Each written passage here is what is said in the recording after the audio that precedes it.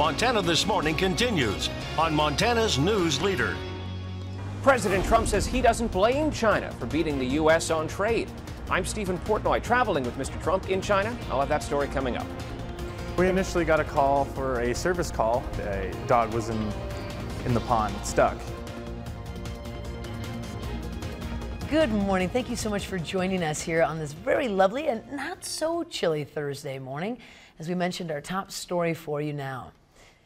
President Trump is in China all across his Asian tour, part of his 12-day tour, as a matter of fact, giving the country credit for taking advantage of the U.S. and securing what he calls lopsided trade deals. Yeah, Mr. Trump also says the two nations are in agreement on what needs to be done to clamp down on North Korea's nuclear ambitions. Stephen Portnoy is in Beijing following the president. Who can blame a country for being able to take advantage of another country for the benefit of its citizens? I give China great credit. President Trump, during his two-day stop in China, is promising to fix what he calls an unfair trading relationship between the two countries. Speaking at a joint appearance with President Xi Jinping in front of business leaders and at a separate meeting, Mr. Trump repeatedly spoke of the good chemistry between them, and he laid the blame for the trade imbalance on his predecessors. It's too bad that past administrations allowed it to get so far out of kilter. The only issue to perhaps dominate this trip even more than trade, North Korea. President Trump says he and his Chinese counterpart see eye to eye on stepping up economic pressure in an effort to curb Pyongyang's nuclear ambitions. Winding down his visit here in China, the president heads next to Vietnam. The Kremlin says he'll probably meet there at an economic summit with Vladimir Putin. But the Secretary of State Rex Tillerson says that meeting will only take place if there's something for the two men to accomplish. Stephen Portnoy, CBS News, traveling with the president in Beijing. Now, both Presidents Trump and Xi also say that they spoke about increasing cooperation between their nation's law enforcement, in particular on cybersecurity. Now, over the next 3 years, Montana will export millions of dollars worth of beef to be sold to one of China's biggest retailers. Montana Senator Steve Daines announced the deal yesterday along with Montana Stock Growers Association. China's JD.com said it will purchase at least $200 million worth of Montana-made beef over the next few years. JD.com will also seek to invest up to another $100 million to build a processing plant in Montana.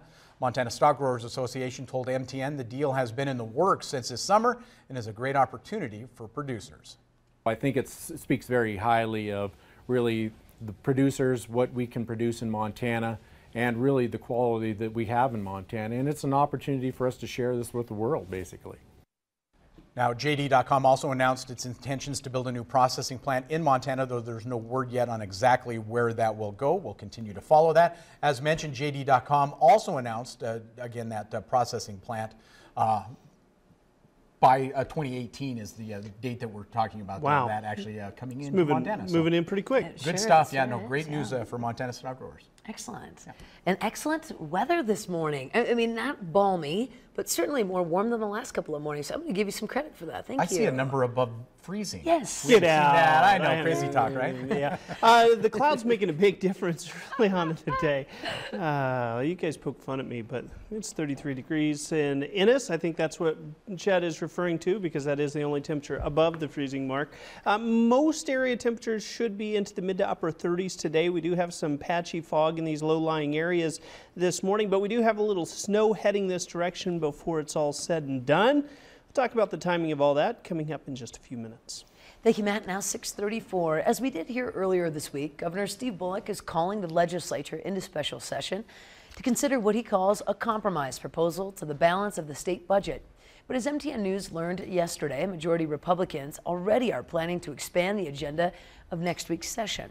Bullock's budget proposal, balancing proposal, includes about $75 million each in spending cuts, budget transfer, and temporary tax increases. But Senate President Scott Sales of Bozeman told MTN News that the majority Republicans will vote to include other proposals on the agenda.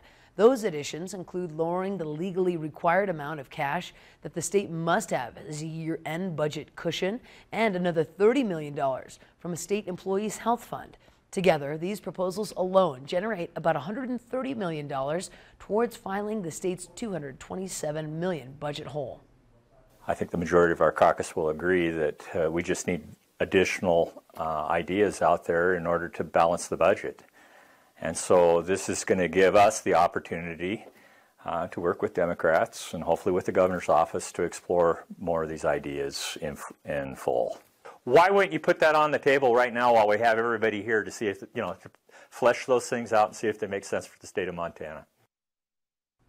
The special session is scheduled to convene next Tuesday.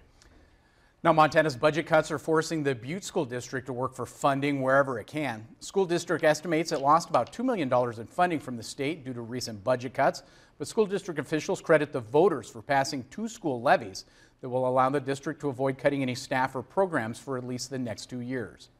They cut a significant funding source for the district. It's called school block grants, and they reappropriated that to some other group. And that was about $1.6 million for the district annually that we received. So, to compensate for that, we had to raise our mill levies, and our taxes went up. Now, the school district has a general fund budget of about $30 million. And while those budget cuts are inevitable at the state level, the city of Bozeman says it does not see any areas which operations will be affected. City leaders will be vigilantly paying attention to the events in Helena to ensure they are prepared for any cuts that would hinder city operations. When we look at those proposals for the city of Bozeman, there aren't any proposals that cut funding that comes directly to us or has large impacts on any of our programs. Now, if the city of Bozeman sees any of its funding being threatened at the legislature, city leaders say they will send a representative to try to ensure that that doesn't happen. The special session starts next week.